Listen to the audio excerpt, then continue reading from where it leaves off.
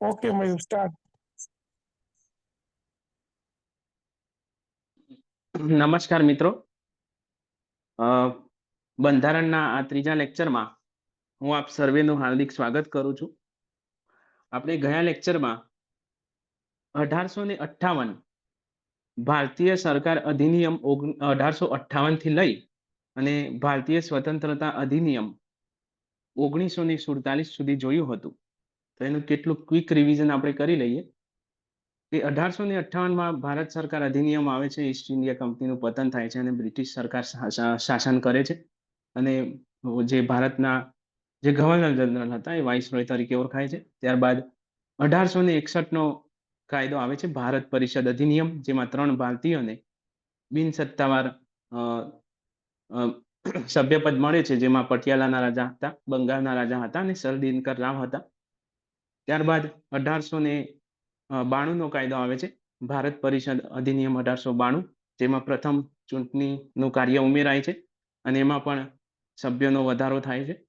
ત્યારબાદ 1909, જેને આપણે મોર્લી મિન્ટો સુધારો કહીએ છીએ, એ આવે છે. એમાં સાંપ્રદાયિક ચૂંટણીનો ઉદ્ભવ થાય છે, મુસ્લિમોને અલગ પ્રતિનિધિત્વ આપવામાં આવે છે અને એમાં પણ જે સંખ્યાબળ હતું એ વધે છે. અને એમાં આપણા ભારતના પ્રથમ સત્યેન્દ્ર સિન્હા, તેઓને પ્રથમ સત્તાવાર કારોબારીમાં સ્થાન મળે છે. હવે ત્યારબાદ 1919નો કાયદો આવ્યો હતો મોન્ટેગ્યુ ચેમ્સફર્ડ સુધારો. એમાં પણ અલગ અલગ જે શીખ છે કે અલગ અલગ જે યુરોપિયન છે, એંગ્લો ઇન્ડિયન છે કે ખ્રિસ્તી છે, એમનું અલગ પ્રતિનિધિત્વ ઊભું થાય છે. ભારતમાં રાજ્ય અને પ્રાંતોના અલગ અલગ વિષયો આવે છે. સાથે જ યુપીએસસી, જેને આપણે હાલ યુપીએસસી છે, એ વખતે સીપીએસસી તરીકે ઓળખાતી, એની 1922માં સ્થાપના થાય છે. અને એના જ ભાગરૂપે 1927માં સાયમન કમિશન આવે છે. ત્યારબાદ આપણે જોયો પ્રાંતીય ધારો 1935, જેમાં રજવાડાનું એકીકરણ કરવાનો પ્રયાસ થાય છે કે એક બંધારણ હેઠળ આવે, જેમાં ભારત જે બ્રિટિશરો છે 321 અનુચ્છેદ અને 10 અનુસૂચિ નું એક આખું બંધારણ તૈયાર કરે છે, જો કે એનો સ્વીકાર રજવાડાઓ કરતા નથી. ત્યારબાદ 20 ફેબ્રુઆરી 1947માં એવી જાહેરાત થાય છે ક્લાઇમેટ ઇટલી દ્વારા કે અમે 30 જૂન 1948 સુધીમાં ભારત છોડીને જતા રહીશું. અને એના જ ભાગરૂપે 3 જૂને માઉન્ટ બેટન યોજના આવે છે અને 18 જુલાઈ 1947ના રોજ ભારતીય સ્વતંત્રતા અધિનિયમ પસાર થાય છે. અને એના જ આધારે આપણે 15 ઓગસ્ટ 1947ના રોજ આઝાદ થઈએ છીએ. હવે આપણે બંધારણ તો જોયું, હજુ મૂળ બંધારણ જે હાલમાં છે એ કઈ રીતે અમલમાં આવે છે, એની કઈ રીતે માંગ થાય છે, એ આજના લેક્ચરમાં આપણે જોઈશું. સાથે જ આ લેક્ચરમાં બંધારણનું આમુખમાં કેટલાક શબ્દો છે અને એના લગતા કેટલાક પ્રશ્નો એ આપણે જોવાના છે.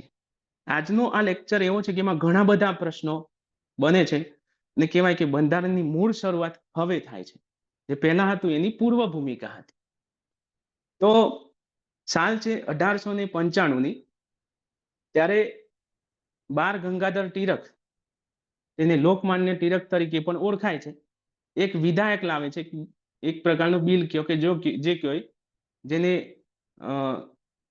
જેના દ્વારા સ્વરાજ વિધાયક કહે છે એને. અને એમાં એ રજૂઆત કરે છે કે ભારતના લોકો માટે એક બંધારણ હોવું જોઈએ અને એના માટે બંધારણ સભા હોવી જોઈએ. હવે પહેલા તો એ સમજાવી દઉં કે બંધારણ અને બંધારણ સભામાં શું ફરક. તો મેં પહેલા પણ કીધું હતું કે સ્કૂલમાં કોઈ નિયમો બનાવવા હોય તો આપણે 1 થી 12 ક્લાસ હોય તો દરેક ક્લાસમાંથી એક છોકરાને કે એક છોકરીને કે વિદ્યાર્થીને આપણે બોલાવીએ અને પછી એમના અભિપ્રાયો લઈએ અને એના આધારે આપણે નિયમો તૈયાર કરીએ. તો આ નિયમો છે એ આપણું બંધારણ છે.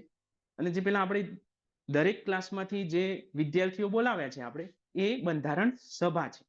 એટલે બાળ ગંગાધર ટિળકે એવું કીધું કે આપણે એક બંધારણ સભા હોવી જોઈએ. એટલે એમને બંધારણ સભાની માંગ કરી. એટલે જ્યારે એવો પ્રશ્ન પૂછાય કે સૌ પ્રથમ બંધારણ સભાની માંગ કોને કરી હતી, તો ત્યારે તમારો જવાબ આવશે બાળ ગંગાધર ટિળક. પછી આપણે જોયું કે 1909 ને 1919 કાયદા આવે છે. આ દરમિયાન એટલું બધું કંઈ જોવા મળતું નથી. જે બાળ ગંગાધર તિલકની વાત હતી એના પણ પર એટલું ધ્યાન આપવામાં આવતું નથી. પછી સાલ આવે છે 1922ની. આ સાલ યાદ રાખવાની આમ તો જરૂર નથી, પણ તમારી જાણકારી માટે કહું છું કે એ વખતે ગાંધીજીએ એવું પહેલી વાર જણાવ્યું કે બંધારણ સભા હોવી જોઈએ, ભારતના લોકો માટે એક બંધારણ હોવું જોઈએ, અને એ બંધારણ ભારતના લોકોની ઈચ્છા મુજબનું હોવું જોઈએ. ભારતના લોકો જે પ્રમાણેનું ઈચ્છતા હોય એવું એ બંધારણ હોવું જોઈએ. અને એ જ કારણસર એની બેસન્ટ તેજ બહાદુર સુપ્રુ સમિતિ દ્વારા બંધારણ સભા રચવાનો પ્રયાસ પણ કરે છે, પણ એમાં નિષ્ફળતા મળે છે, નથી થતું. કારણ કે એ વખતે આંદોલન થાય છે ને એ બધા હિન્દ છોડો ચળવળ આ બધું ચાલતું હોય છે, એટલે એના કારણે નથી થતું. ત્યારબાદ સાલ આવે છે 1927-28ની. એ વખતે ભારતમાં સાયમન કમિશન 1928માં આવ્યું હોય છે, એ મેં જણાવ્યું હતું. તો થાય છે એવું કે ત્યાંના એક સ્ટેટ ઓફ સેક્રેટરી, જે આપણા ભારતમાં પદ આવ્યું હતું, બરાબર, એ સ્ટેટ ઓફ સેક્રેટરી હતા એક હેડ કરીને, બિંકન હેડ કરીને. એ ભારતના લોકોને એવો પડકાર આપે છે કે તમારામાં તાકાત હોય તો તમે એવું બંધારણ બનાવો, કે એવું આમુખ બનાવો કે જે ભારતના દરેક લોકોને અને દરેક ધર્મને મંજૂર હોય. અને આ જે પડકાર છે એનો મોતીલાલ નહેરુ સ્વીકાર કરે છે. મોતીલાલ નહેરુ કોણ? જવાહરલાલ નહેરુના પિતા. તો એવો જે છે પડકાર સ્વીકાર કરે છે અને આખી એક સમિતિ બનાવે છે, બરાબર. એ સમિતિમાં 9 સભ્યો હોય છે અને પુણે ખાતે પહેલી એની સભા ભરાય છે. તો જ્યારે એમ પૂછવામાં આવે કે નહેરુ રિપોર્ટમાં કેટલા સભ્યો હતા, તો કુલ 9 સભ્યો હતા. પછી નહેરુ રિપોર્ટમાં એના અધ્યક્ષ કોણ હતા? તો એ હતા મોતીલાલ નહેરુ, અને ઉપાધ્યક્ષ અથવા સચિવ હતા જવાહરલાલ નહેરુ.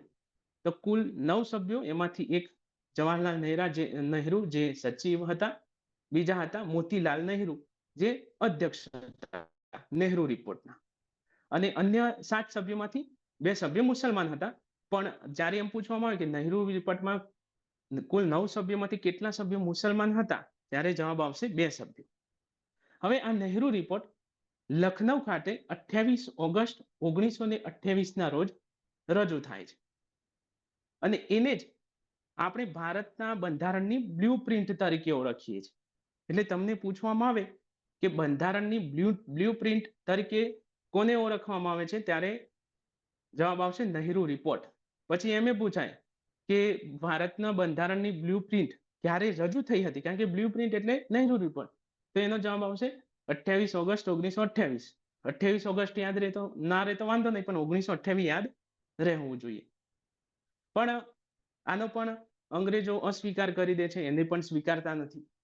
પછી ધીમે ધીમે પાછો સમય વીતતો રહે છે અને સાલ આવે છે 1934ની. ત્યારે એક માધવેન્દ્રનાથ રોય, જેને શોર્ટમાં MN રોય તરીકે ઓળખાય છે, એવો પ્રથમવાર ઔપચારિક રીતે, કારણ કે જે બાળ ગંગાધર તિલક હતા એમને ખાલી રજૂઆત કરી હતી કે બંધારણ સભા હોવી જોઈએ, એમને માંગ કરી હતી, પણ એક લેખિતમાં અને એક તદ્દન રજૂઆત સાથે જો માંગ કરી હોય તો એ હતા માધવેન્દ્રનાથ રોય. એટલે જ્યારે એમ પૂછવામાં આવે કે બંધારણ સભાની ઔપચારિક રીતે સૌ પ્રથમ માંગ કોને કરી હતી, તો ત્યારે તમારો જવાબ આવશે MN રોય. પણ ખાલી માંગ કરી હોય પહેલી, તો ત્યારે જવાબ આવશે બાળ ગંગાધર તિલક.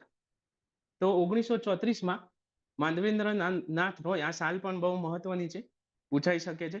તેમને સૌ પ્રથમ બંધારણ સભાની માંગ રાખી કે બંધારણ સભા હોવી જોઈએ. ત્યારબાદ 1935 કોંગ્રેસ હવે આમાં આગળ વધે છે, અને કોંગ્રેસ દ્વારા પણ સૌ પ્રથમ કહેવામાં આવે છે કે ભાઈ બંધારણ સભા તો હોવી જોઈએ, અમારું પણ પોતાનું બંધારણ હોવું જરૂરી છે, એટલે તમે બંધારણ સભાની અમને રચના કરવા દો, જેથી કરીને અમે અમારા ભારતના લોકો માટે એક બંધારણની રચના કરી શકીએ. પણ ઘણી બધી રજૂઆતો થાય છે 1939-40 સુધી, પણ અંગ્રેજો માનતા નથી. પણ મેં ગઈ વખત કીધું હતું એમ કે 1939થી 45ની વચ્ચે દ્વિતીય વિશ્વયુદ્ધ શરૂ થાય છે, અને એ વખતે ભારતમાં પણ આંદોલન થાય છે, પેલી બાજુ યુદ્ધ પણ હોય છે. એટલે એ લોકો ભારતના લોકોને કહે છે કે વાંધો નહીં, અમે તમારી માંગ સ્વીકારીએ છીએ. એટલે પહેલી વાર બંધારણ સભાની માંગ ક્યારે સ્વીકારવામાં આવી હતી? તો 8 ઓગસ્ટ 1940 દ્વારા. કયા પ્રસ્તાવ દ્વારા? તો ઓગસ્ટ પ્રસ્તાવ દ્વારા સૌ પ્રથમ બંધારણ સભાની માંગ સ્વીકારવામાં આવી હતી. હવે એ સ્વીકારી તો હતી, પણ આપણા જે લોકો હતા એમને એનો અસ્વીકાર કરી લીધો કે અમારે તો હવે નથી જોઈતું, જાઓ. પછી મેં વાત કરી એમ કે સ્ક્રિપ્સ મિશન આવે છે 1942માં, રાજગોપાલ ફોર્મ્યુલા આવે છે, ગોપાલાચારી 1944માં, વેવેલ યોજના આવે છે 1945માં, અને પછી અંતિમ આવે છે કેબિનેટ મિશન. ને આ કેબિનેટ મિશનના 3 વ્યક્તિઓ ગઈ વખત પણ મેં નામ જણાવ્યા હતા કે lord Pethick Lawrence, sir Stephen Cripps અને એવી એલેક્સ જાન્ડર. આ 3 આવે છે. ત્યાં એ લોકો ત્યાં એમની સંસદ છે બ્રિટિશમાં, ઇંગ્લેન્ડમાં, એ લોકો સર્વસંમતિથી એમની જાતે જ મંજૂર કરી નાખે છે કે ઓકે આપણે ભારતની બંધારણ સભા બનાવવાની છૂટ આપી દેવી જોઈએ. અને એના માટે આ 3 લોકો ત્યાં જશે અને પછી પાછળથી માઉન્ટ બેટન પણ એના ભાગરૂપે જ અહીં આવે છે. એટલે એ રીતે હવે કેબિનેટ મિશન દ્વારા આપણી બંધારણ સભા બનવાની શરૂ થશે. તો તમને એમ પૂછવામાં આવે કે કયા મિશન દ્વારા બંધારણ સભાની રચના થઈ હતી? તો જવાબ હશે કેબિનેટ મિશન દ્વારા. તો હવે સાલ આવી ગઈ છે 1946. હજુ સુધી તો બંધારણ સભાનું કોઈ હતું નહીં, પણ હવે સ્વીકાર કર્યો છે. એટલે થાય છે એવું કે હવે બંધારણ સભા કઈ રીતે બનાવી? તો એ નક્કી થાય છે કે 10 લાખની વસ્તી દીઠ એક સભ્ય પ્રતિનિધિ બનીને જશે. હવે એ વખતે શું હતું કે રજવાડાઓ હતા, એટલે કે રાજાઓના એ હતા, અને બ્રિટિશ પ્રાંત એટલે કે આજના જે રાજ્યો છે એને એ વખતે પ્રાંત કહેવાતા, એટલે બ્રિટિશ પ્રાંત એવા 11 પ્રાંત હતા, એ પ્રાંત પણ હતા. એટલે એવું નક્કી થાય છે કે 10 લાખની વસ્તી દીઠ એક સભ્યની ચૂંટણી કરી અને આપણે એમને બંધારણ સભામાં મોકલશું. તો પહેલી વાર ચૂંટણી થાય છે. કુલ 389 સભ્યો ચૂંટાઈને આવે છે.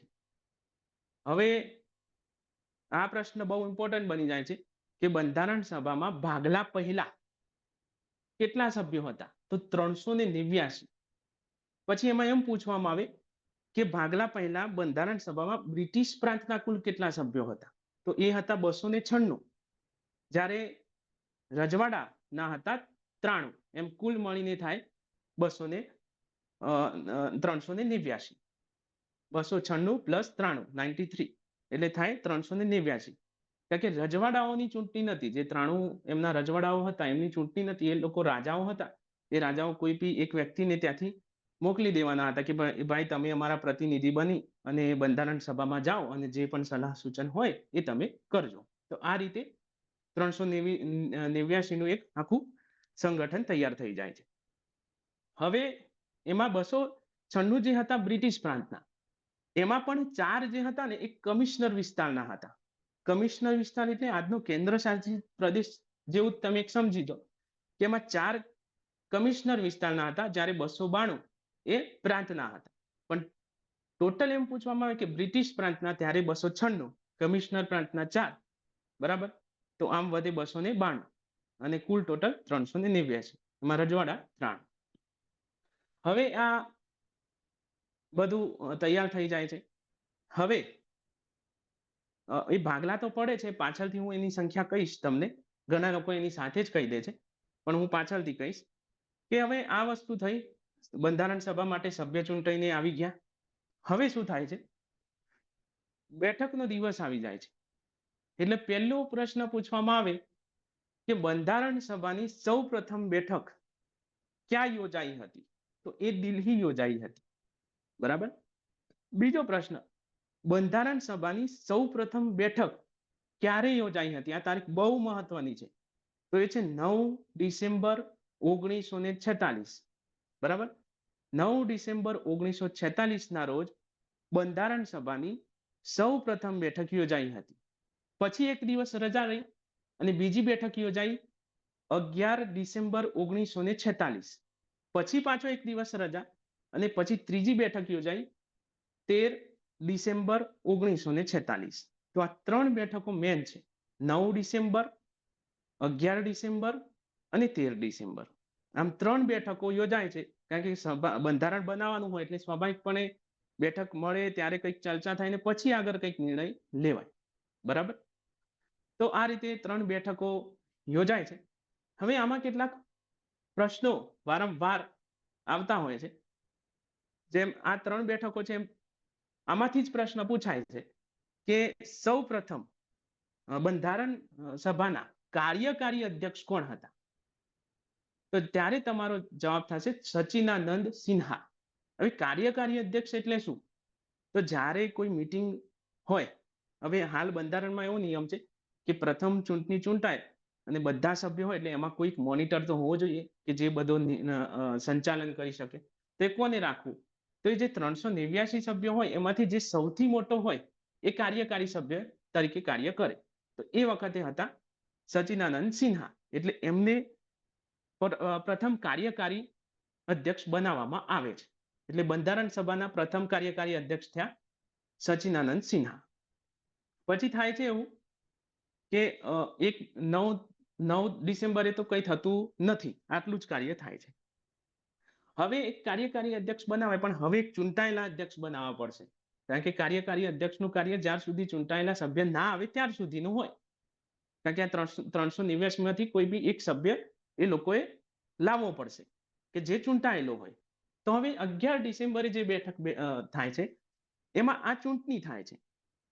અને ચૂંટણીમાં રાજેન્દ્ર પ્રસાદ ચૂંટાઈને આવે છે. એટલે કે બંધારણ સભાના સૌ પ્રથમ અધ્યક્ષ ખાલી પૂછે, બંધારણ સભાના સૌ પ્રથમ અધ્યક્ષ, ત્યારે તમારો જવાબ આવશે ડોક્ટર રાજેન્દ્ર પ્રસાદ. કાર્યકારી અધ્યક્ષ સચિદાનંદ સિન્હા અને મૂળ અધ્યક્ષ, ખાલી એમાં અધ્યક્ષ જ શબ્દ ઉપયોગ થાય છે, તો એ હશે, અથવા ચૂંટાયેલા અધ્યક્ષ, તો એ હશે રાજેન્દ્ર પ્રસાદ. તો 9 તારીખની બેઠક ગઈ, 11 તારીખની બેઠક ગઈ. હવે આવે છે 13 તારીખની બેઠક. આ 13 તારીખની બેઠકમાં બંધારણનું આમુખ, બરાબર, જેને આપણે ઉદ્દેશ પ્રસ્તાવ કહીએ. કારણ કે આપણે બધા આ મીટિંગમાં ભેગા થયા છીએ, ઝૂમ મીટિંગમાં, તો આપણો ઉદ્દેશ શું છે કે આપણે ભણી કોઈ પરીક્ષા પાસ કરી અને આપણે નોકરી લાગીએ. તો એ વખતે પણ કોઈ ઉદ્દેશ તો હોવો જોઈએ કે ભાઈ આપણું બંધારણ બનાવવાનું છે, આપણો મૂળ ઉદ્દેશ છે. તો આ 13 તારીખે 13 ડિસેમ્બરે આ બંધારણ બનાવવાનો શું ઉદ્દેશ છે, ટૂંકમાં એને ઉદ્દેશ પ્રસ્તાવ કહેવાય. તો ઉદ્દેશ પ્રસ્તાવ કઈ તારીખે રજૂ થયો? 13 ડિસેમ્બર 1946 ના રોજ. બરાબર? તમને તારીખો આ યાદ રાખવી જ પડશે, અને તમે સ્ટેપ બાય સ્ટેપ યાદ રાખશો તો તમને રહેશે પણ. બરાબર? એટલે 13 ડિસેમ્બર 1946 ના રોજ ઉદ્દેશ પ્રસ્તાવ રજૂ થાય છે બંધારણ સભામાં. કોણ રજૂ કરે છે? તો જવાહરલાલ નહેરુ ઉદ્દેશ પ્રસ્તાવને રજૂ કરે છે. આ ઉદ્દેશ પ્રસ્તાવનું માળખું કોને તૈયાર કર્યું હતું? તો એ તૈયાર કર્યું હતું BN રાવ, એટલે કે બેનીગલ નરસિંહ રાવ એમનું પૂરું નામ યાદ રાખજો. પરીક્ષામાં આવું પણ પૂછાય છે કે BN રાવનું પૂરું નામ શું? તો ત્યારે જવાબ આવશે બેનીગલ નરસિંહ રાવ. એમને આ આખું પરિરૂપ તૈયાર કર્યું હતું. રજૂ જવાહરલાલ નહેરુએ કર્યું. બરાબર? આટલી વસ્તુ 13 ડિસેમ્બર સુધી. હવે એ પ્રસ્તાવ હતો એ રજૂ તો થઈ ગયો, પણ એને મંજૂરી મળે છે 22 જાન્યુઆરી 1947 ના રોજ. એટલે ઉદ્દેશ પ્રસ્તાવ ઉપર બધાએ સર્વસંમતિ આપી હશે, વચ્ચે બેઠકો થઈ હશે ને એને મંજૂરી મળી હતી 22 જાન્યુઆરી 1947 ના રોજ. એટલે ઉદ્દેશ પ્રસ્તાવ રજૂ થયો 13 ડિસેમ્બર 1946 ના રોજ, અને એને મંજૂરી મળી 22 જાન્યુઆરી 1947 ના રોજ. તો આટલી વસ્તુ મેન છે. હવે આમાં એક વસ્તુ એ થાય છે કે આ 389 જે સભ્યો હતા, હવે જેમ હાલ બીજેપી છે, કોંગ્રેસ છે, આમ આદમી પાર્ટી છે, એ વખતે જ્યારે ચૂંટણી થઈ બંધારણ સભા માટેની, આ 389 જે સભ્યો છે એમાં 93 તો રજવાડા હતા, પણ જે બાકીના 296 હતા એમની જે ચૂંટણી થઈ, તો એ વખતે પણ પાર્ટીઓ હતી. કઈ કઈ હતી? એક કોંગ્રેસ તો હતી જ, બીજી હતી મુસ્લિમ લીગ, અને ત્રીજી જે હાલ અન્ય છે એ અન્ય અલગ અલગ પાર્ટીઓ. તો એ વખતે જ્યારે ચૂંટણી થઈ હતી એ વખતે થયું તો એવું કે 208 લોકો કોંગ્રેસના હતા ચૂંટાઈને આવેલા, મુસ્લિમ લીગના 73 લોકો હતા, અને અન્ય 15 હતા. એટલે સ્વાભાવિકપણે મુસ્લિમ લોકોને એવું થાય કે ભાઈ આ તો કોંગ્રેસના તો 208 લોકો છે, તો આપણી વાત અહીં સાંભળવામાં આવશે નહીં. એટલે એ લોકો શું કરે છે કે જે 9 ડિસેમ્બર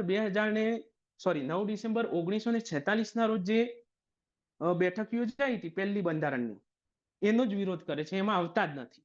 આમ છતાં કાર્ય તો ચાલે છે, પણ એ લોકો આવવાની જ ના પાડે છે કે અમારે આ બંધારણ જોઈતું જ નથી, અમને તો અલગ દેશ જ આપી દો, કારણ કે જો અમે તમારી જોડે રહીશું તો કદાચ અમારું અહિત થઈ શકે છે, એટલે અમારે જોઈતું જ નથી આ બંધારણ, અમારે અલગ દેશ જ જોઈએ છે. આવું આ 73 જે સભ્યો છે એ વિરોધ કરે છે. તો અહીં એ પ્રશ્ન પૂછાય છે કે બંધારણ સભાનો સૌ પ્રથમ વિરોધ કોને કર્યો હતો? તો એ જવાબ છે મુસ્લિમ લીગે. બીજો પ્રશ્ન બને છે કે બંધારણની પ્રથમ સભામાં અથવા પ્રથમ બંધારણીય સભામાં કયા બે લોકો હાજર નતા રહ્યા? તો મેન બે માણસો હતા.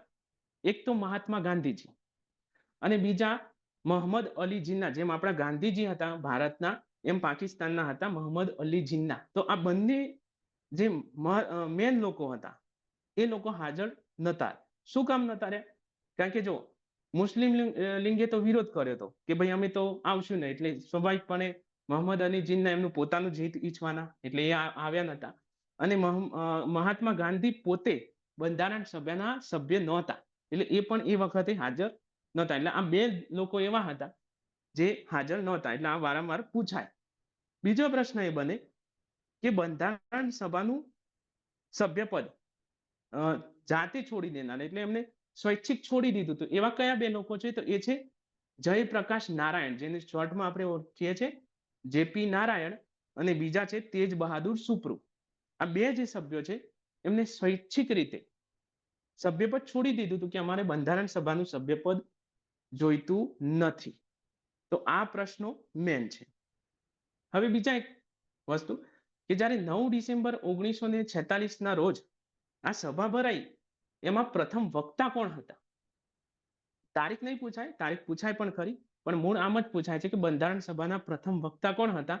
તો ડોક્ટર સર્વપલ્લી રાધાકૃષ્ણ એ બંધારણ સભાના પ્રથમ કહેવાય કે વક્તા હતા.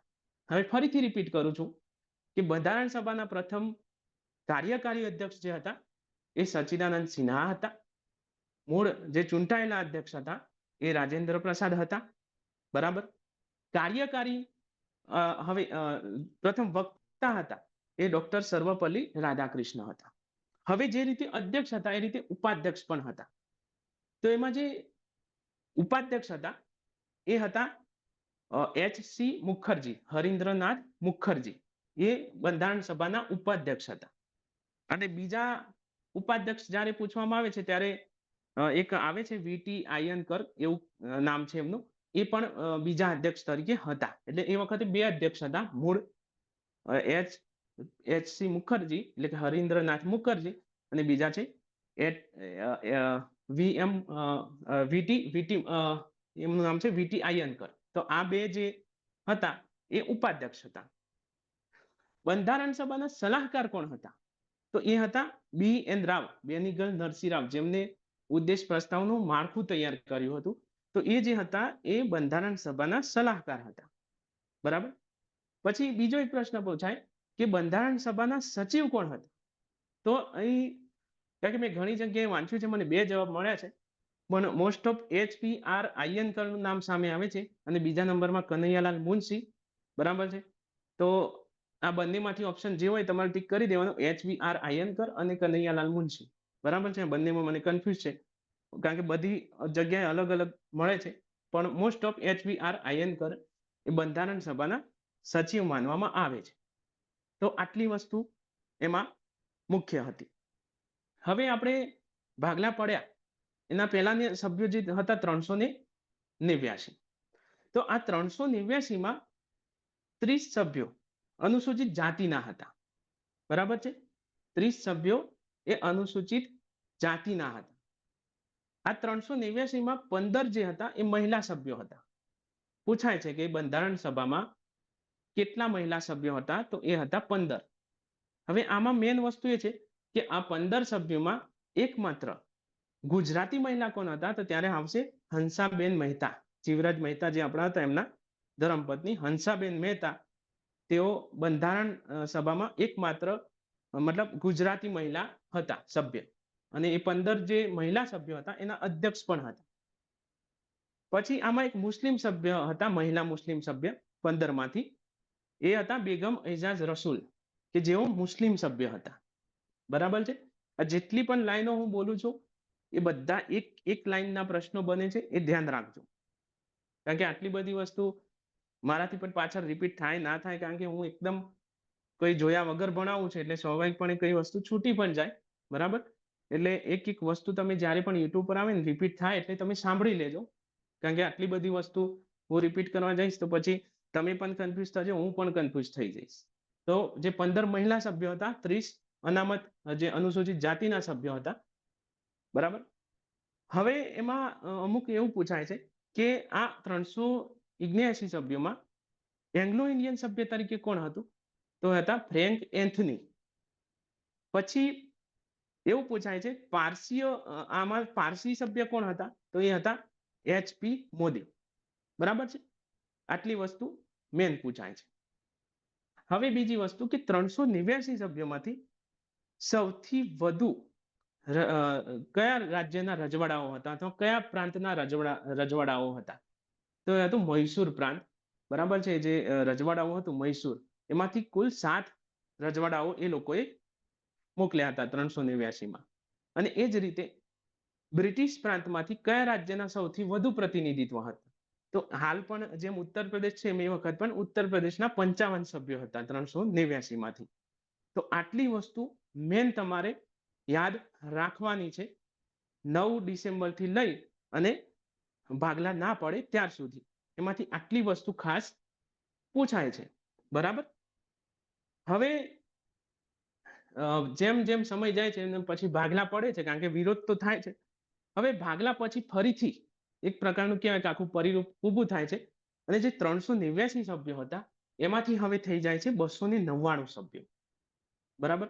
ઉપરના જે હતા એ પાકિસ્તાનમાં જતા રહે છે, અને બાકીના જે છે એ વધે છે 299 સભ્યો. આ 299 માંથી જેમ આગળ મેં કીધું કે બ્રિટિશ પ્રાંતમાં 296 હતા, એ જ રીતે આ 299 માંથી 229 સભ્યો હતા એ બ્રિટિશ પ્રાંતના હતા. બરાબર.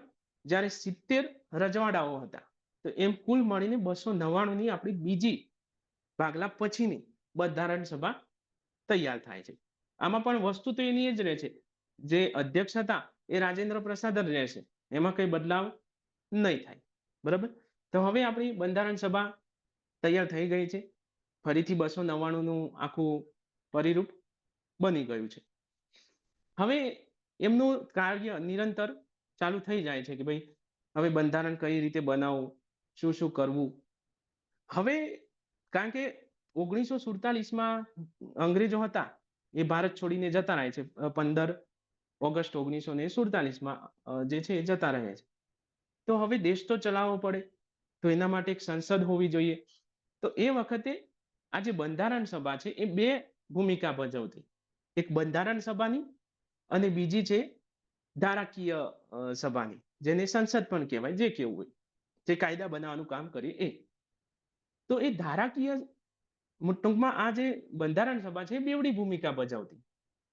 તો બેવડી ભૂમિકા ભજવતી, તો જેમ મેં જણાવ્યું કે બંધારણ સભા જ્યારે મળે ત્યારે એના અધ્યક્ષ હોય રાજેન્દ્ર પ્રસાદ.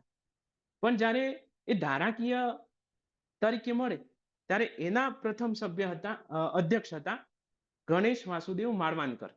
આ ગણેશ વાસુદેવ માળવાનકર છે એ બંધારણ જે ધારાકીય સભા છે એના પ્રથમ અધ્યક્ષ હતા. બરાબર. હવે બીજો એક પ્રશ્ન કે આ બંધારણ સભા છે સૌ પ્રથમ ધારાકીય સભા તરીકે અથવા કાયદાકીય સભા તરીકે ક્યારે મળી? તો એ મળી હતી 17 નવેમ્બર 1947ના રોજ. પછી એમનું કાર્ય નિરંતર શરૂ રહે છે. પછી એમ પૂછાય કે આ જે બંધારણ સભા છે એની બેવડી ભૂમિકાનો અંત ક્યારે આવે છે? તો અંત આવે છે 26 નવેમ્બર 1949ના રોજ.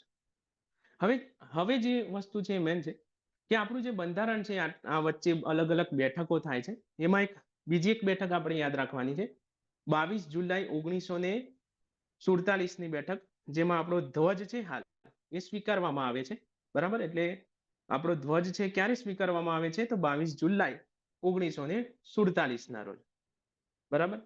પછી એમની બેઠકો શરૂ રહે છે અને 26 નવેમ્બર 1949 ના રોજ આપણું જે બંધારણ છે એ બનીને તૈયાર થઈ જાય છે. એટલે સ્વાભાવિકપણે એક બંધારણ બની જાય એટલે જે બંધારણ સભા હતો એનો તો અંત આવવાનો જ. એટલે ત્યાં એની બેવડી ભૂમિકા પૂરી થઈ જાય છે. પછી તો એ જે ધારાકીય હોય છે એ જ એપ્રિલ 1952 સુધી ચાલુ રહેશે. પણ શોર્ટમાં એવું પૂછવામાં આવે કે બેવડી ભૂમિકાનો અંત ક્યારે આવે છે? તો એ જવાબ આવશે 26 નવેમ્બર 1949 ના રોજ. પછી એમ પૂછવામાં આવે કે બંધારણનો સ્વીકાર ક્યારે થયો હતો?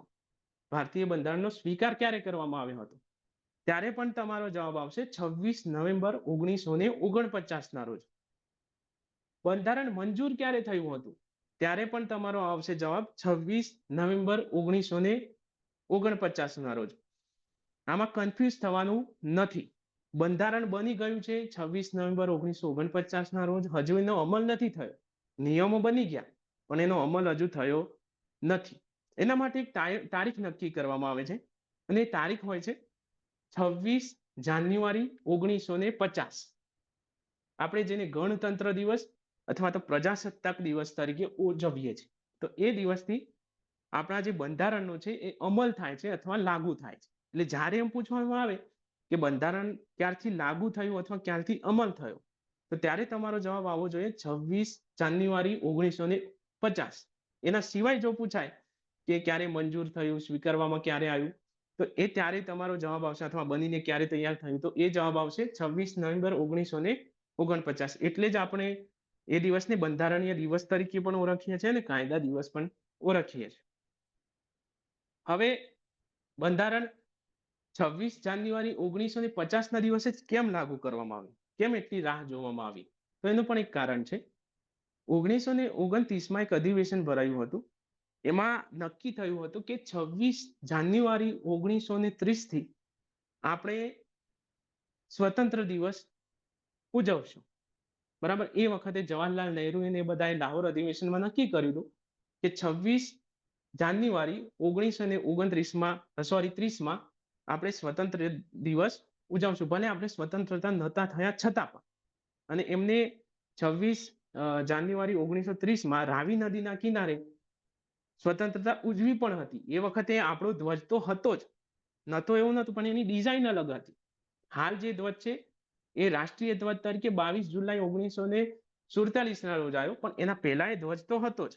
એટલે એ ધ્વજ ફરકાઈ રાવી નદીના કિનારે અને 26 જાન્યુઆરી 1950 ના રોજ આપણે સ્વતંત્રતાની ઉજવણી કરી હતી. એ યાદરૂપે આપણે 26 જાન્યુઆરી 1950 નક્કી કરી કે આપણે ભાઈ 26 જાન્યુઆરી 1950 થી આપણું બંધારણ લાગુ કરીશું. હવે બંધારણ સભાની અંતિમ બેઠક ક્યારે બેઠી? તો એ આવે છે જવાબ તમારો 24 જાન્યુઆરી 1950 ના રોજ. 26 જાન્યુઆરીએ નથી કોઈ બેઠક બેઠી કે નથી કઈ બીજું થયું.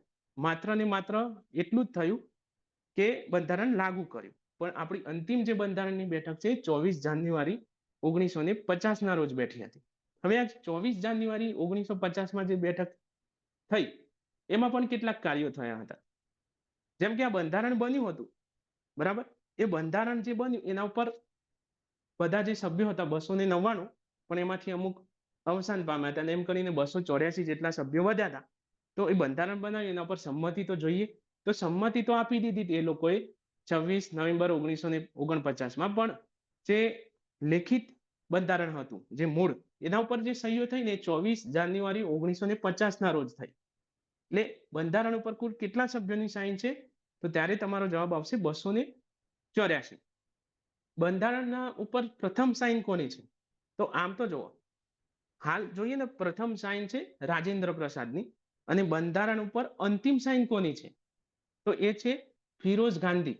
ફિરોઝ ગાંધી એટલે ઇન્દિરા ગાંધીના ધર્મપતિ, હસબન્ડ, બરાબર. જે ઇન્દિરા ગાંધી જવાહરલાલ નહેરુની છોકરી હતા અને એમના લગ્ન થયા હતા ફિરોઝ ગાંધી સાથે. એટલે અંતિમ સહી એમની છે 284 નંબરની અને પહેલી છે રાજેન્દ્ર પ્રસાદની. બરાબર. તો આ રીતે આખું આપણું બંધારણ તૈયાર થઈ ગયું. 24 જાન્યુઆરીમાં એમની સાઈન પણ એના ઉપર લેવાઈ ગઈ. હવે બીજું કાર્ય એ થાય છે 24 તારીખે 24 જાન્યુઆરી 1950 માં જે રાજેન્દ્ર પ્રસાદ હતા એ બંધારણના અધ્યક્ષ હતા. તો એમની ચૂંટણી કરીને રાષ્ટ્રપતિ બનાવવામાં આવે છે. ક્યારે? 24 જાન્યુઆરી 1950 ના રોજ. તો 24 જાન્યુઆરી 1950 ના રોજ સૌ પ્રથમ રાજેન્દ્ર પ્રસાદને ભારતના પ્રથમ રાષ્ટ્રપતિ તરીકે નીમવામાં આવે છે. બરાબર. બીજી બે વસ્તુ આ દિવસે થાય છે કે આપણું જે રાષ્ટ્રીય ગીત જે વંદે માતરમ અને રાષ્ટ્રીય ગાન જન ગણ મન એ બંનેનો સ્વીકાર પણ 24 જાન્યુઆરી 1950 ના રોજ જ થાય છે. એટલે 24 તારીખે આટલી વસ્તુઓ તમારે યાદ રાખવાની છે. તો હવે કેટલાક આપણે ફેક્ટ બંધારણના જોઈ લઈએ. આટલી આપણે વસ્તુ જોઈ લીધી કે બંધારણ તૈયાર થઈ ગયું. બરાબર છે. અને હાલ આપણી જે સંસદ છે એમાં હિલિયમ વાયુથી સુરક્ષિત પણ છે. અને એવું કહેવાય છે કે એ વખતનું બંધારણ 520 પેજનું હતું. હવે આપણે બંધારણને લગતા હાલ જે બંધારણ છે એને લગતા કેટલાક ફેક્ટ પ્રશ્નો છે હું તમને જણાવું છું, એ તમારે ધ્યાનમાં લેવાના છે. તો પેલું કે બંધારણની ઇંગ્લિશ આવૃત્તિ કોને તૈયાર કરી? કારણ કે એ વખતે કોમ્પ્યુટર નહોતું એટલે લખવું પડતું પેનથી કે કલમથી. તો બંધારણની ઇંગ્લિશ આવૃત્તિ જે છે એને પ્રેમ બિહારી નારાયણ રાયજાદાએ બનાવી હતી. એ જ રીતે હિન્દી આવૃત્તિ છે એને વસંત કૃષ્ણ વૈદે તૈયાર કરી હતી. બરાબર. એટલે ઇંગ્લિશ અને હિન્દી બંને આવૃત્તિ એ વખતે તૈયાર કરવામાં આવી હતી. પછી એમ પૂછાય છે કે ઇંગ્લિશ જે આવૃત્તિ હતી બંધારણની એના અંદર જે ડેકોરેશન કહીએ આપણે દરેક પાના ઉપર અલગ અલગ ડેકોરેશન હોય, તો એ કોને કર્યું હતું?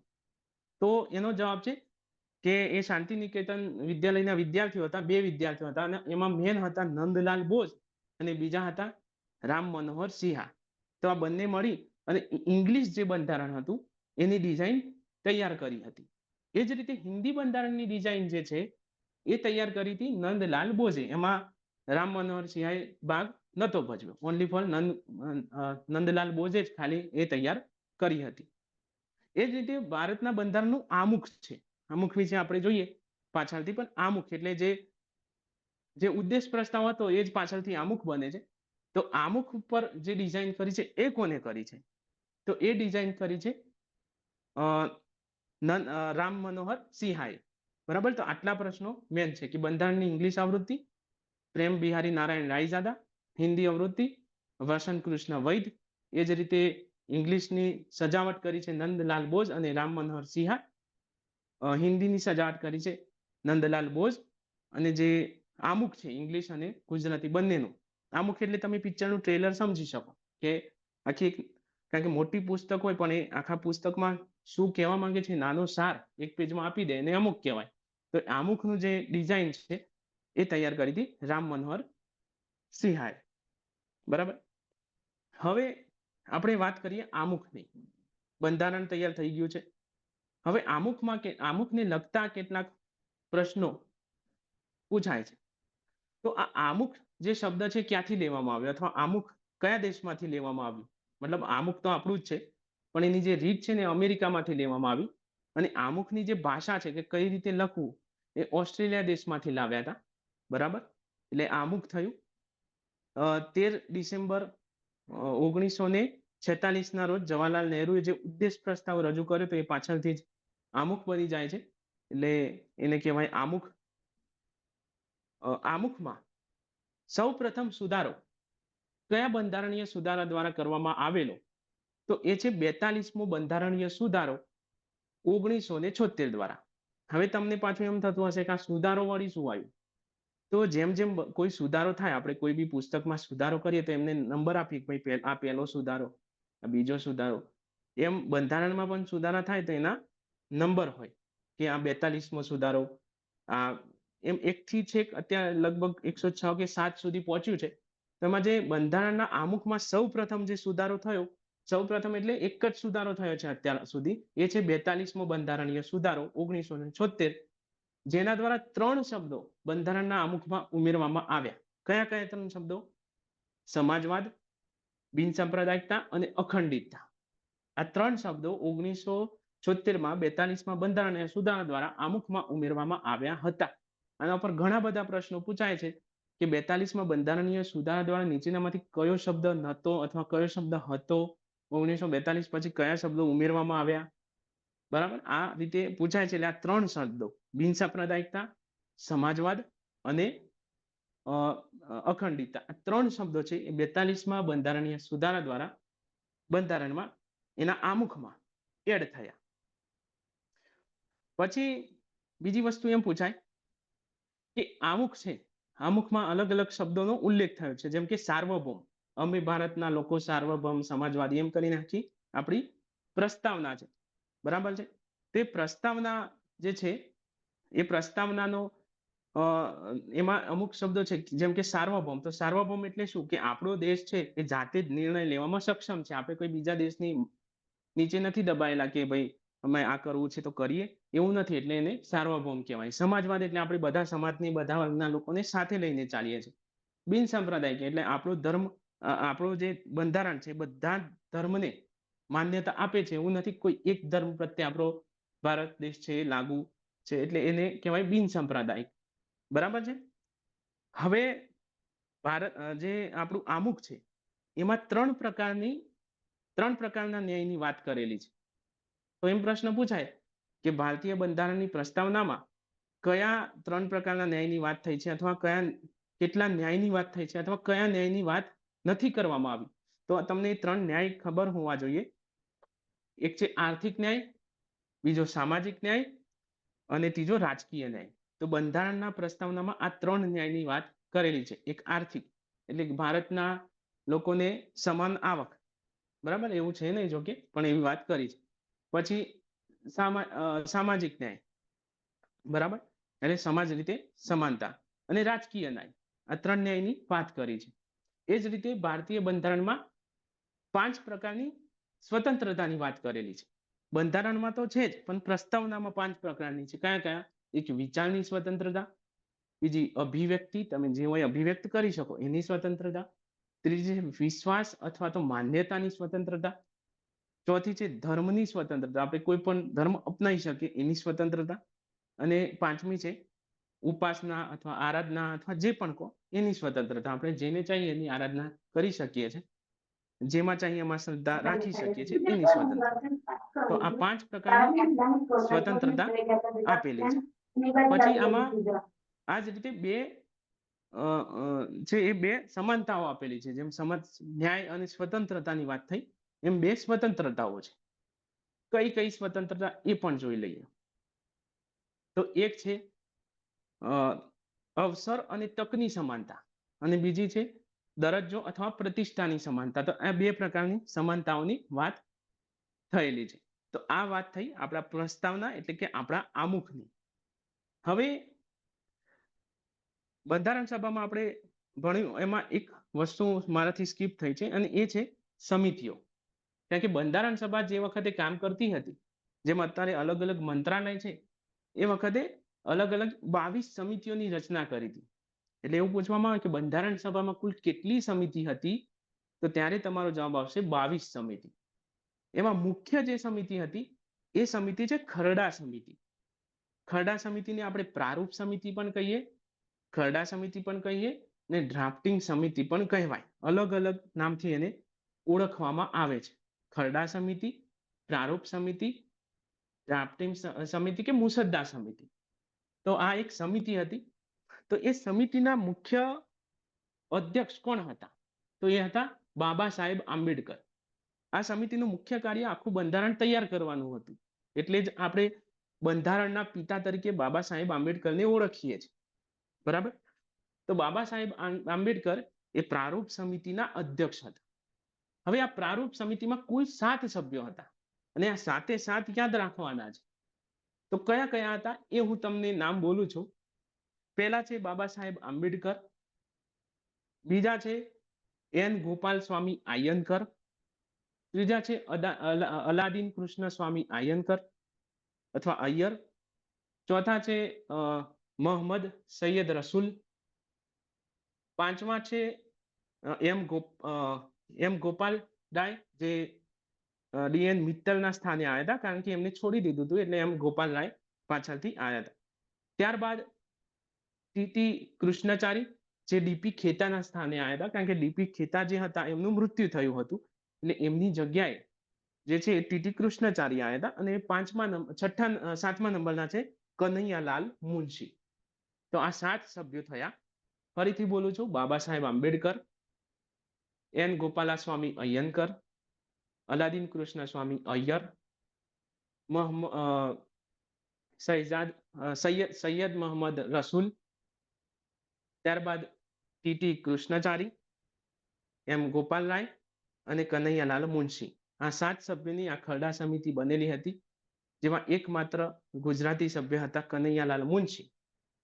હવે એવી રીતે કેટલીક સમિતિઓના નામ હું બોલું છું અને એના અધ્યક્ષ હું બોલું છું, એ પણ તમારે યાદ રાખવાના છે. કે સંઘ શક્તિના અધ્યક્ષ કોણ હતા? તો સંઘ શક્તિના અધ્યક્ષ હતા જવાહરલાલ નહેરુ. જ્યાં સંઘ શબ્દ આવે ને ત્યાં તમારે જવાહરલાલ નહેરુ યાદ રાખવાના. તો સંઘ શક્તિના અધ્યક્ષ હતા જવાહરલાલ નહેરુ. એ જ રીતે સંઘ સંવિધાન એટલે કે કેન્દ્રીય સંવિધાનના અધ્યક્ષ હતા, એ પણ હતા જવાહરલાલ નહેરુ. એ જ રીતે પ્રાંત શબ્દ વપરાય તો પ્રાંતીય બંધારણના અધ્યક્ષ હતા સરદાર વલ્લભભાઈ પટેલ. પ્રાંત તમારે ખાસ યાદ રાખવાના, જે પ્રાંત શબ્દ આવે ત્યાં સરદાર વલ્લભભાઈ પટેલ. એ જ રીતે સલાહકારી સમિતિ, એમાં આખું એવું નામ છે એનું કે મૂળભૂત અધિકારો, લઘુમતીઓ, આદિવાસી અને બાહ્ય બાબતોનું સલાહકારી સમિતિના અધ્યક્ષ હતા વલ્લભભાઈ પટેલ. હવે આ જે મૂળભૂત અધિકારની જે સમિતિ હતી એમાં કેટલીક પેટા સમિતિ હતી. એમાં મૂળભૂત જે સમિતિ હતી એના હતા જેબી કૃપલાની. બરાબર છે, આ મેન છે એટલે એક જ આપણે યાદ રાખવાના છે. પણ જે આમ પૂછાય કે સલાહકારી સમિતિના અધ્યક્ષ, તો એ છે સરદાર વલ્લભભાઈ પટેલ. એ જ રીતે સંચાલન સમિતિ પૂછાય તો સંચાલન સમિતિના અધ્યક્ષ છે રાજેન્દ્ર પ્રસાદ, અને કાયદા અને પ્રક્રિયા સમિતિના પણ છે રાજેન્દ્ર પ્રસાદ. એ જ રીતે રાજ્યો વચ્ચે વાતચીત જે કરવી પડે એ વખત રાજ્યો એટલે દેશ કહેવાતો, કારણ કે એ વખતે સૌથી વધારે એમ કહેવાય ભણેલા, ઇંગ્લિશ સારું બોલતા આવડતું હોય તેવા હતા જવાહરલાલ નહેરુ. તો રાજ્યો વચ્ચે વાટાઘાટના જે અધ્યક્ષ હતા એ હતા જવાહરલાલ નહેરુ. તો આટલી સમિતિઓ, અને હજુ એક બાકી રહી ગઈ ઝંડા સમિતિ. તો ઝંડા સમિતિના અધ્યક્ષ હતા જેબી કૃપલાની. તો આટલા જે સમિતિઓ હતી એના આટલા સભ્યો તમારે યાદ રાખવાના છે. હવે બંધારણની બીજી કેટલીક વાતો કરી લઈએ કે આપણું બંધારણ અમલમાં આવ્યું હતું 26 જાન્યુઆરી 1950 ના રોજ. આ બંધારણ જ્યારે અમલમાં આવ્યું ત્યારે એમાં કેટલી અનુસૂચિઓ હતી? તો ત્યારે જવાબ આવશે 8 અનુસૂચિ. હાલમાં વર્તમાનમાં ભારતીય બંધારણમાં કેટલી અનુસૂચિ છે? તો એમાં છે 12 અનુસૂચિ. પછી એવું પૂછવામાં આવે કે ભારતીય બંધારણના નિર્માણ સમયે ભારતીય બંધારણમાં કુલ કેટલા ભાગ હતા? ભાગ એટલે ચેપ્ટર સમજી શકો તમે. તો એ વખતે 22 ભાગ હતા. અને હાલમાં કેટલા ભાગ છે? તો હાલમાં 25 ભાગ છે. આ 25 ભાગોમાં એ વખતે જ્યારે બંધારણ અમલમાં આવ્યું ત્યારે 395 જેટલા અનુચ્છેદ હતા. હાલમાં 470 જેટલા અનુચ્છેદ છે. બરાબર છે, એમાં વધઘટ થતી રહે, પણ અરાઉન્ડ તમને એવું પૂછે 470 પ્લસ, બરાબર, અથવા 450 પ્લસ. મૂળભૂત તો એવું જ પૂછે છે કે જ્યારે બંધારણ અસ્તિત્વમાં આવ્યું ત્યારે કેટલા અનુચ્છેદ હતા? તો 395. તો આટલી વસ્તુ યાદ રાખવાની છે કે બંધારણમાં કુલ ભાગ એ વખતે 22 હતા, હાલ છે 25.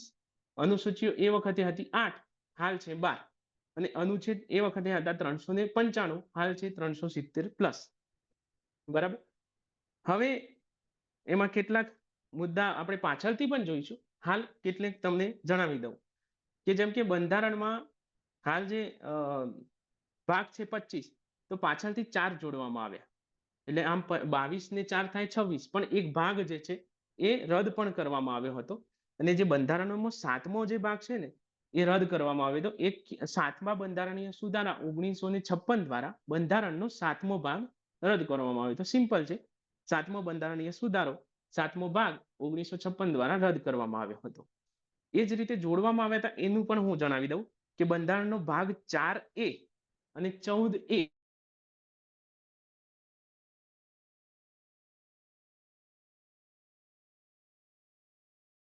સુધારો હતો, બરાબર છે. તો એ જ સુધારા દ્વારા 4A ને 14A ને જોડવામાં આવ્યા હતા. એ જ રીતે ભાગ 9A એને 74માં બંધારણીય સુધારા 1992 દ્વારા જોડવામાં આવ્યો હતો અને 9B એને 97માં બંધારણીય સુધારો 97 2011 દ્વારા જોડવામાં આવ્યા. એટલે એક કેન્સલ થયો અને 4 એડ થયા. હાલમાં ભારતીય બંધારણમાં કુલ 25 અનુચ્છેદ ભાગ છે, 25 ભાગ અને 470 પ્લસ અનુચ્છેદ. હવે આપણે આના ઉપર જ આગળ વધીશું કે એના, કારણ કે હજુ એક વસ્તુ એ રહી ગઈ કે આ બંધારણ સભા જે છે એ બંધારણ સભા જ્યારે બની, બરાબર છે, તો આ બંધારણ સભામાં કુલ કેટલી બેઠકો યોજવામાં આવી હતી? બંધારણ સભા દ્વારા બંધારણ બનાવવા માટે કુલ કેટલી બેઠકો યોજવામાં આવી હતી? તો એ છે 166 બેઠકો. બીજી વસ્તુ કે બંધારણ સભામાં કુલ કેટલા સત્રો યોજવામાં આવ્યા હતા? જેમ હાલ ચોમાસુ સત્ર, શિયાળુ સત્ર, તો એ વખતે 11 સત્રોમાં આ બંધારણ ની જે બેઠકો છે એટલે 11 સત્રો અને 166 બેઠકો. એ રીતે આખું બંધારણ બનાવવા માટે આ રીતે સત્રોમાં આ બેઠકો ચલાવવામાં આવી હતી. બીજી વસ્તુ કે બંધારણ બનાવવા માટે, બંધારણ બનાવવા પાછળ કુલ કેટલો સમય ગયો હતો? તે વખતે સમય જે લાગ્યો હતો એ 2 વર્ષ 11 મહિના અને 18 દિવસ જેટલો સમય લાગ્યો હતો. કારણ કે 9 ડિસેમ્બર 1946 થી કાર્ય શરૂ થયું અને 26 નવેમ્બર 1949 સુધીમાં આ કાર્ય ચાલ્યું હતું. એટલે એટલા દિવસ જે બંધારણ બનાવવાનું કાર્ય છે ચાલ્યું હતું. એટલે કુલ દિવસો સમયગાળો પૂછાય તો 2 વર્ષ 11 મહિના અને 18 દિવસ. બંધારણ બનાવવા માટે કુલ કેટલા દેશોનું બંધારણ તપાસવામાં આવ્યું? તો એ છે 60 દેશોનું આપણે અલગ અલગ બંધારણ તપાસ્યું હતું અને એ બંધારણમાંથી આપણે કેટલીક વસ્તુઓ લીધી છે. બંધારણના સ્ત્રોતમાં આપણે આગળ જોઈશું, બરાબર. પણ વાત એટલી છે કે કેટલા દેશોનું બંધારણ તપાસવામાં આવ્યું હતું? તો 60 દેશોનું. એ જ રીતે બંધારણ બનાવવા માટે કુલ કેટલા રૂપિયાનો ખર્ચ થયો હતો? તો એ વખતે ખર્ચ થયો હતો, હું ચોક્કસ આંકડો બોલું છું પણ તમારે ચોક્કસ આંકડો તો લગભગ નહીં પૂછાય કોઈ જગ્યાએ, બરાબર છે. આ ચોક્કસ આંકડો છે 63,96,726 રૂપિયા. 63,96,726 રૂપિયા જેટલો ખર્ચ એ વખતે બંધારણ બનાવવા માટે થયો હતો. કારણ કે અલગ અલગ દેશોમાં જવું પડે, ત્યાં રહેવું પડે, એ લોકો પાસે મંજૂરી મેળવવી પડે, એમના બંધારણ જોવા પડે, ટ્રાન્સલેટ કરવા પડે, એટલે આટલો બધો ખર્ચ એ વખતે થયો હતો. પણ એવું નહીં પૂછાય તમને 64 લાખ કે 63 લાખ કે એવું ગોળમોર જ પૂછાશે. એટલે લગભગ 64 લાખનો આંકડો જ પૂછાય તો બંધારણ બનાવવા માટે આટલો ખર્ચ થયો હતો. તો જે બંધારણ, આટલી વાતો આપણે યાદ રાખવાની છે અને આમાંથી એક એક, કારણ કે આમાં કોઈ હિસ્ટ્રી નથી, જે હિસ્ટ્રી હતી એ પૂરી થઈ ગઈ. હવે એક એક લાઈનના પ્રશ્નો છે, બરાબર છે. આપણે 1895 થી લઈ પ્રથમ માંગ થી લઈ અને અત્યાર સુધી આજનો જે લેક્ચર છે એમાં એક એક લાઇનર પ્રશ્નો તમને મળી જશે. તો આ લેક્ચર વારંવાર જોજો, કારણ કે આમાંથી લગભગ કોઈ વસ્તુ છૂટતી નથી. આમ છતાં કોઈ છૂટી જશે તો હું બીજા લેક્ચરમાં કવર કરી લઈશ. કારણ કે સ્વાભાવિકપણે આપણે એમનેમ ચોપડી વગર ભણાવવાનું હોય, આપણે PPT નો ઉપયોગ કરી ના શકીએ. એટલે બધી વસ્તુ યાદ રાખવી ક્યારેક મુશ્કેલ પડી જતી હોય. આમ છતાં હું પ્રયાસ કરું છું કે બધી જ વસ્તુ કવર થઈ જાય, બરાબર, કોઈ ના છૂટે. પણ આમ છતાં છૂટતી હશે તો હું કવર કરાઈશ. હજુ એક વસ્તુ મને યાદ આવે છે કે આમુખ જે છે ને, આપણું બંધારણનું આમુખ, એને અમુક લોકોએ વ્યાખ્યાયિત કર્યું છે અને એ પણ પૂછાય છે. તો જ્યારે એમ પૂછવામાં આવે કે આમુખને, એવું કહે છે કે આમુખ એ રાજકીય બંધારણની જન્મકુંડળી છે, તે પ્રેરણાનો સ્ત્રોત છે અને એનાથી બંધારણના દ્વાર ખુલે છે. આવું કોને કહ્યું છે?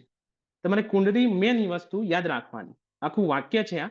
ક્યારેક શોર્ટમાં પણ પૂછાય, ક્યારેક ફૂલમાં પણ પૂછાય. અને પૂછાય છે એવું ના રાખતા કે નથી પૂછાતું, પૂછાય છે ને. આ પ્રશ્ન તો પૂછાયેલો જ છે કે આમુખ એ રાજકીય જન્મકુંડળી છે.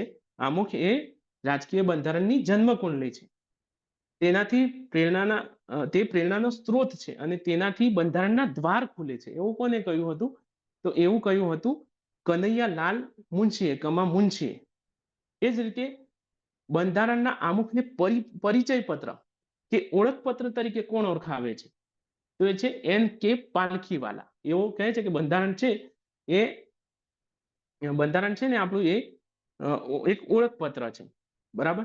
એ જ રીતે અ, એક એન હિદાયતુલ્લાહ હતા. એ એવું કહે છે કે બંધારણ એ તો બંધારણનું આમુખ્ય તો અમેરિકાની આઝાદી જેવું છે. બરાબર? તો આવા હજુ તો બીજા ઘણા વાક્યો છે. તમે ક્યાંક ને ક્યાંક તમને બુક હું આપીશ કે ક્યાંક ને ક્યાંક વાક્યો તમને મળતા રહેશે. કારણ કે બધા વાક્યો મને હાલ યાદ નથી, પણ આ જે મેન વાક્યો હતા એ મેં તમારી સમક્ષ રજૂ કર્યા છે. બરાબર છે? તો હવે આપણે આટલા સુધી રાખીએ છીએ. આવતા લેક્ચરમાં આપણે બંધારણના સ્ત્રોત અને એની અનુસૂચિઓ વિશે ભણીશું. હવે તમારા કોઈ પ્રશ્ન હોય તો મને જણાવો.